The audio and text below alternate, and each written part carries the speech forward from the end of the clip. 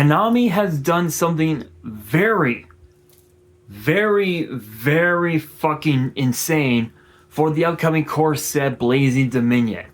Not only did they announce a brand new archetype for the set, but they've also announced a brand new Solemn card, excuse me, that can literally break the meta in 2026.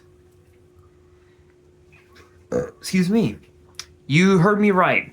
We have a brand new Solemn Judgment-like card that can ultimately change how people side deck going into games 2 and 3. So I'm not going to waste any time. I'm going to get straight into it because there are 10 cards in the new archetype. So let's get down to it. So the name of this archetype is known as the Clown Clan archetype. Try saying that 5 times fast. So the Clown Clan archetype. This is actually a bit of an interesting archetype because it uses up literally all the summoning mechanics, right? Right. It uses up tribute summoning, ritual summoning, fusion summoning, synchro summoning, exceed summoning. And it also has several spells and traps to basically just like make the deck like really good. So let's get down to it. Let's kick things off with Clown Clan Whiteface. And apparently on Master Duel, they're calling it Clown Crew Beyond Caviso. I don't know why they're calling it that, but that's what it's called. And it kind of gives off the vibes of a combination of like Batman with Alice in Wonderland in a weird way. But this guy, Whiteface, is a 7-star light illusion with 2,500 attack and defense, and it says you contribute some of this card face up by attributing a ritual, fusion, exceeds. Sorry, let me restart that. You contribute some of this face up, this card face up by attributing one ritual, fusion, synchro, exceeds, pendulum, or link monster. And it has 2 separate effects. The first one reads as follows. If this card is tribute summoned, you can activate one of these effects, but you can only use each effect once per turn. Draw cards equal to the number of monsters tributed for its tribute summon.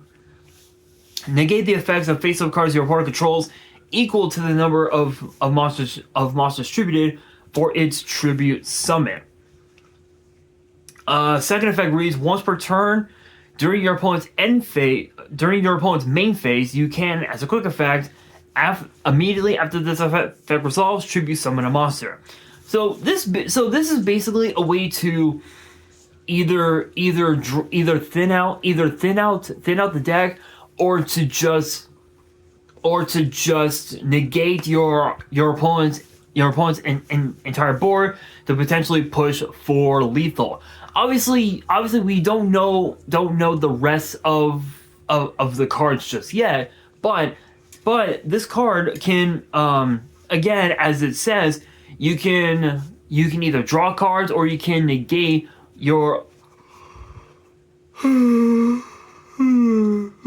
excuse me. You can negate your opponent's board depending on how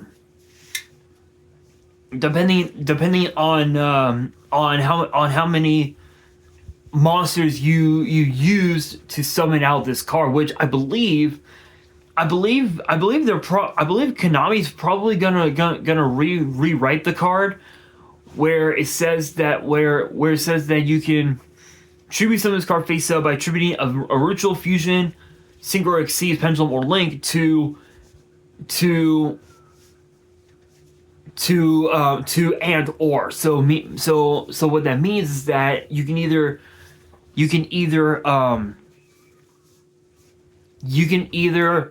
tribute all 6, or just tribute a few, like maybe 1 or 2 or something like that. Bring this guy out, and then you can either draw like 2 cards, 7 cards, or whatever, or negate your opponent's entire board, which is kind of cracked. Mostly, you're mostly gonna end up wanting to negate your opponent's entire board, because if you use up the draw effect, and that effect gets hit with Ash, you're basically gonna be dead next turn, unless if you have a way to bring it unless if you have a way to bounce it back to your hand and then resummon it and then get the draw effect, which that's probably not gonna happen, because the effect, because it says that you can only use each effect once per turn, meaning that it's a hard once per turn, and you can only use either one once per turn. So it's a bit interesting, but it is what it is.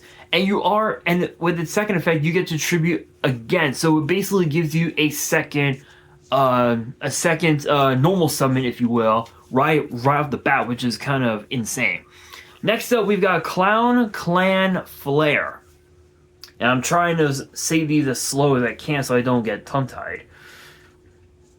So Clown Clan Flare is a 1-star Light Beast Warrior ritual with 500 attack, 1000 defense, and it says that you can ritual summon this card with a Clown Clan card.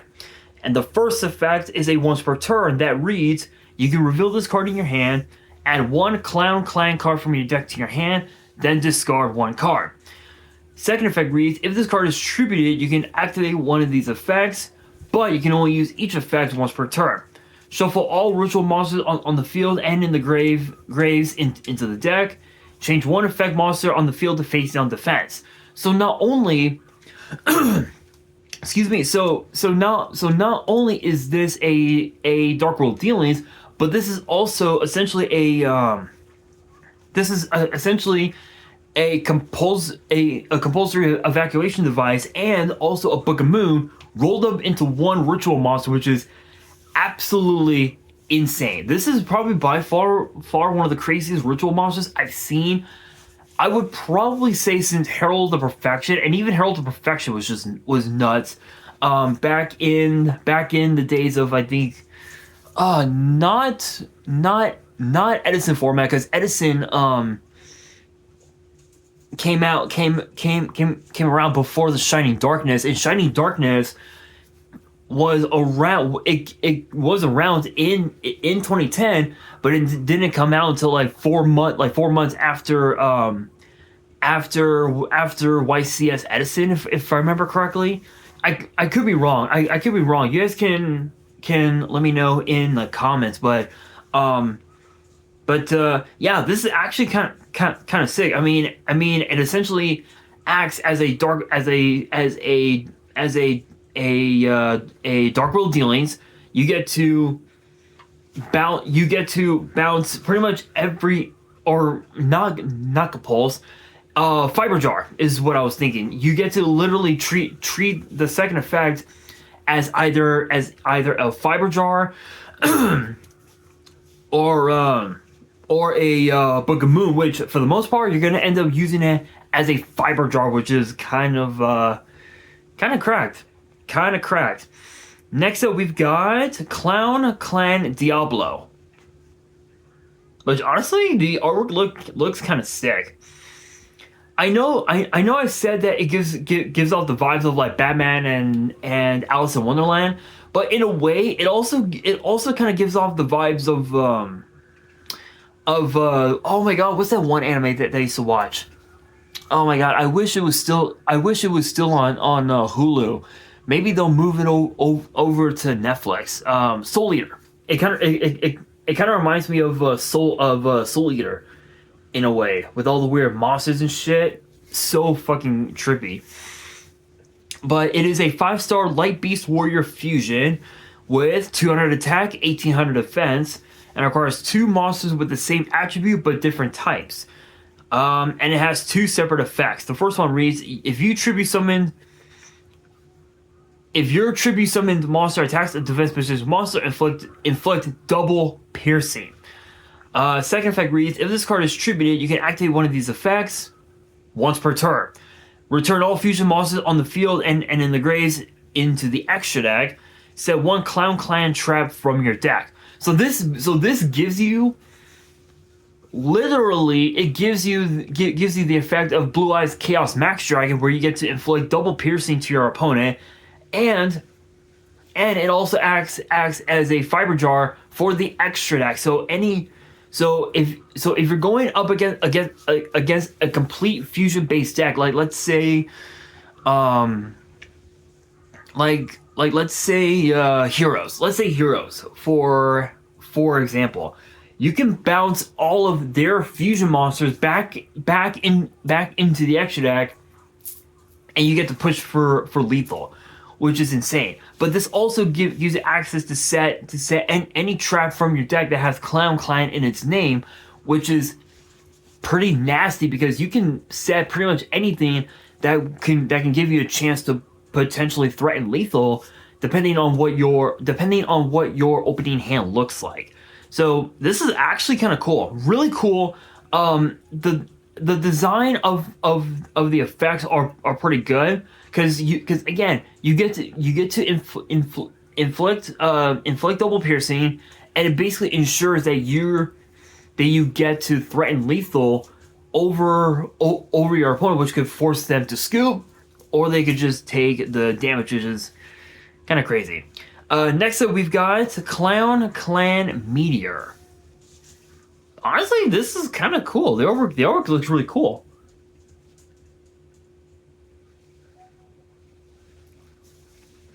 Which is a 6-star Light Beast Warrior Synchro with 600 attack, 1300 defense, and requires a tuner and 1 or more non-tuner. So sort of generic. The first effect reads: your opponent cannot activate cards or effects when your monster is tribute summoned. Second effect reads: if this card is tributed, you can activate one of these effects once per turn. Return all synchros on the field and in the graves into the extra deck. Target a Clown Clan card in your grave, except this card, add it to your hand. Excuse me. So this forces your opponent to not do anything at all when you're tribute summoning, and it also, again, much like Diablo and Flare, you get to literally fiber jar the entire board back into the deck. So going up against a deck like, let's say, Stardust or Red Dragon Archfiend, kind of sick. But it also acts as a monster reincarnation, where you get to add any Clown Clan card from your grave back to your hand, which is really nuts. And the weird thing is that you cannot add Meteor back to the extra deck. Excuse me. Because if you do, well, obviously tournament rules that qualifies for an automatic DQ, which we all know is crazy. But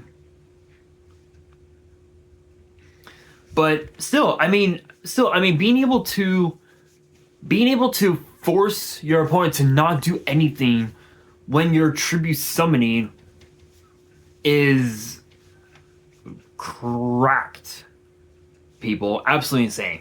Next up, we have Clown Clan Devils.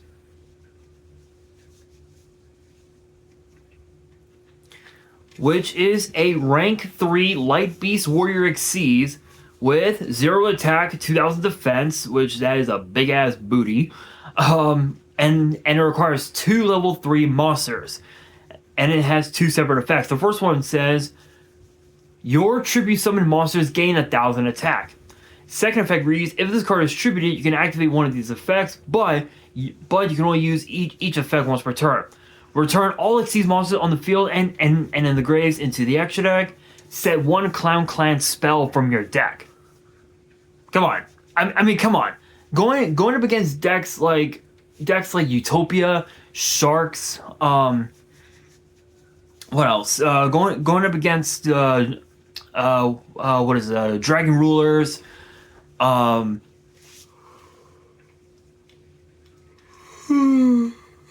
me, Raziel, and even also Galaxy Eyes. This card is nasty going up against those decks, and you also get to set any Clown Clan spell from your deck. Kind of cracked. But that brings us to the spells and traps of the archetype, and the first spell is Clown Clan Rehearsal.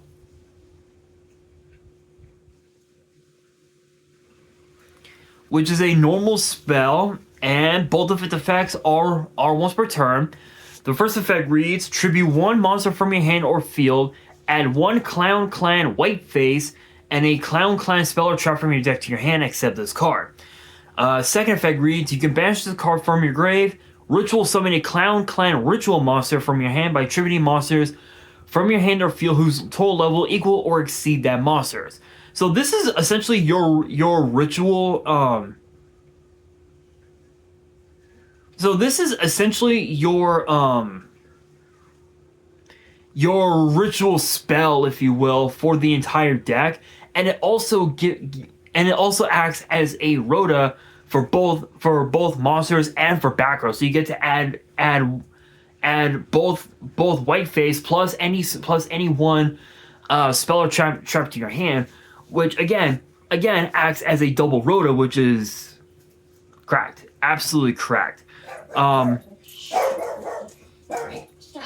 And not only that,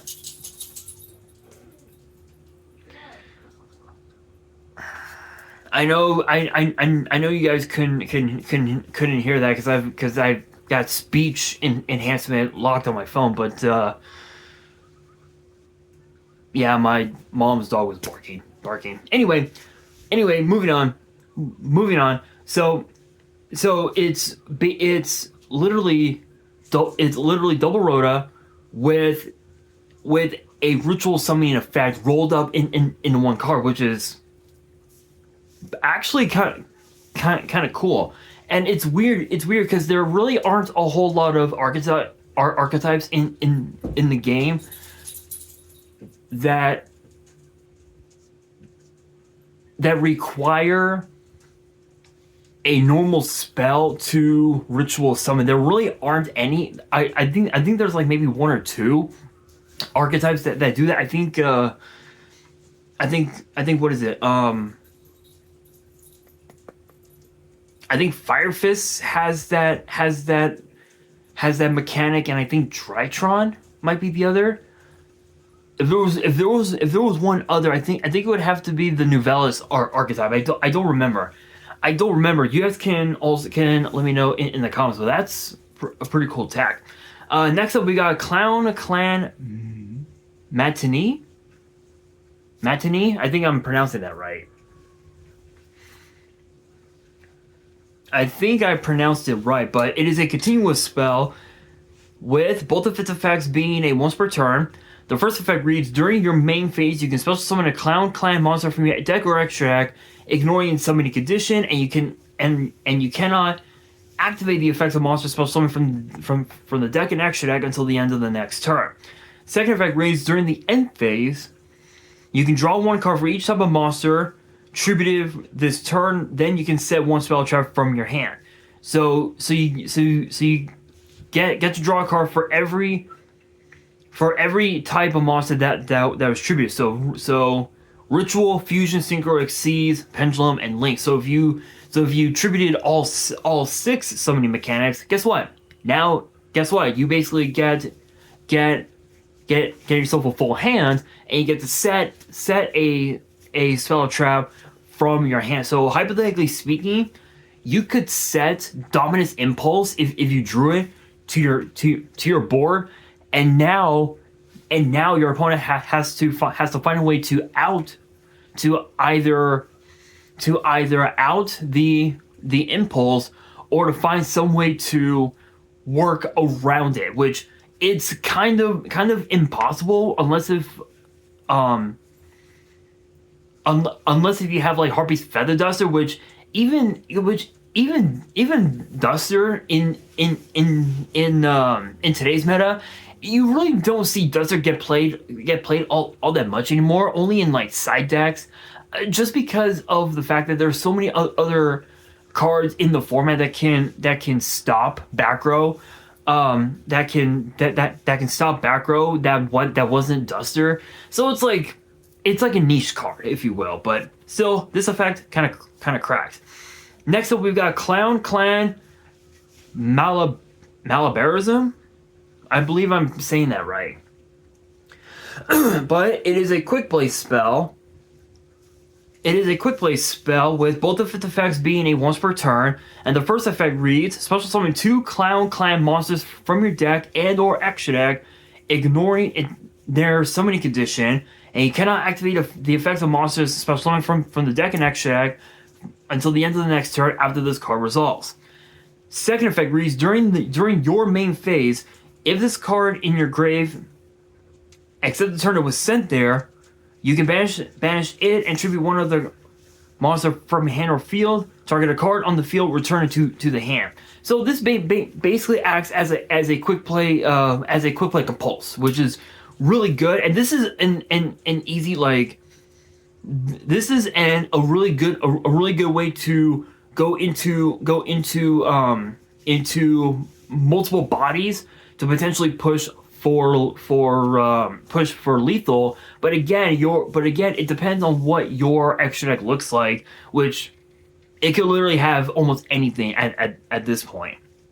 Next up, we have Clown Clan Sori. Clown Sori, I think. I don't know. SORIEE, I think it was called. I think. Oh, SOIREE. That's SOIREE. Sorry? I don't know. Anyway, normal trap, 2 effects. First one reads: activate one of these effects once per turn.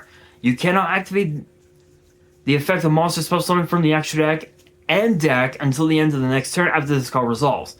Special summon 2 Clown Clan monsters from your deck and or extra, ignoring their summoning condition. Add 1 Clown Clan monster from your deck to your hand. Second effect reads: during the main phase, you can banish the card from your grave, and immediately after this effect resolves, tribute summon 1 Clown Clan monster face up. So this is really cool because again, much like Malabarism, you get to special summon 2 bodies from your deck and your extra deck, or you get to basically rota out any Clown Clan monster to your hand, which ultimately has to be white faces. Right now, there really aren't any other monsters any other main deck monsters in the archetype as of now. Eventually, yes, we will be getting more over time, but for right now, it's just simply gonna be white face, which even Whiteface is just crazy because you get to just do a bunch of shit just with that card alone. And also, with its second effect, you get to banish the card from your grave, and you get to tribute summon Whiteface right off the bat, which is pretty cool. Final card of the archetype, it is known as Clown Clan New Face.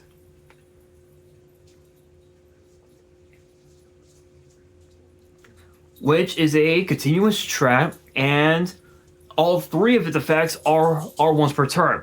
The first effect reads: during the standby phase, you can shuffle 3 Clown Clan cards from your grave and or banishment into the deck, then draw 1 card.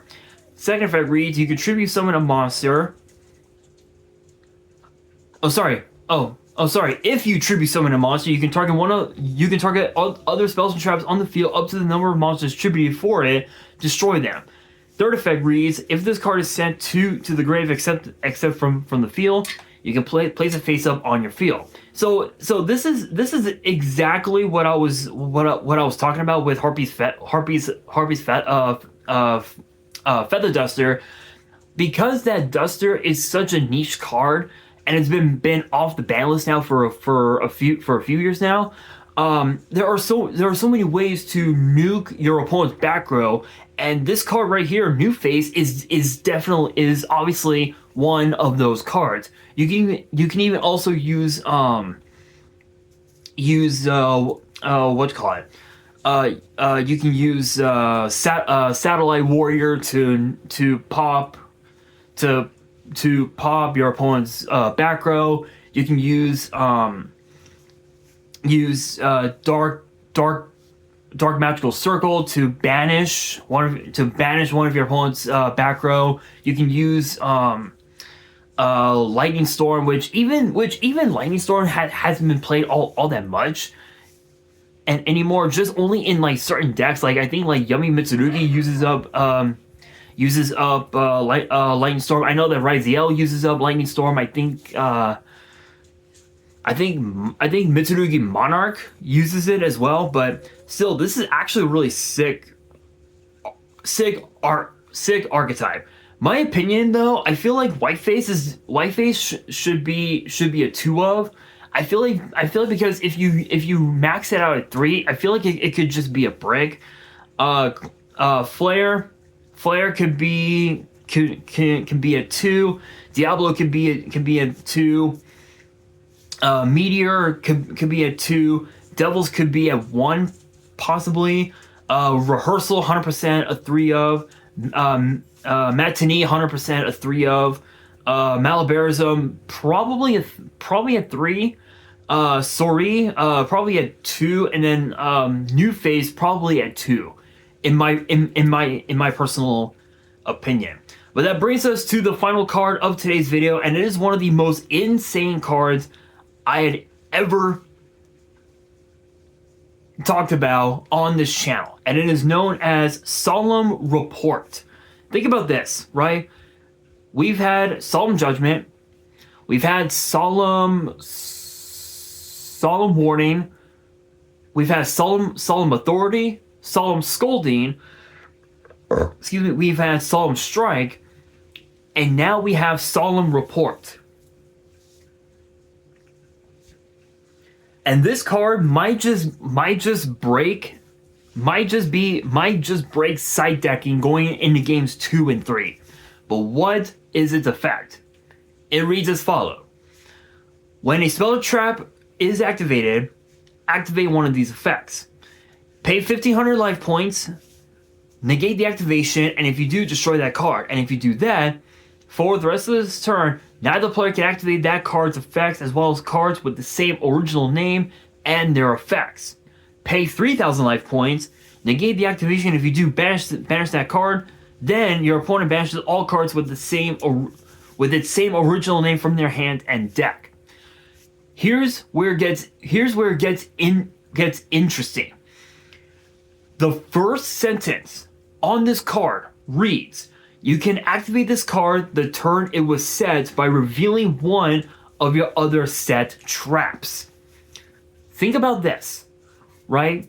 Imagine going up against Yummy Mitsurugi. Imagine that. Your opponent activates Yummy Surprise, and you flip this card.